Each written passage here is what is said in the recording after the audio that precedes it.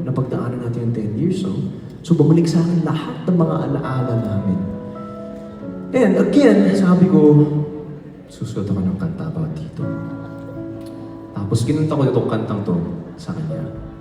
Pinagdaanan namin lahat, highs and lows and everything. And I'm just so thankful na until now, kasama pa rin kami. So it's also very important na balikan nyo yung why nyo, kung bakit naging kayo. This one's called, andito yung video mismo, mapapanood nyo kung kailan niya ako sinagot. Yung video mismo. This one's called, Unang Halik. Tanda mo pa ba kung kailan at saan tayo unang nagkagustuhan?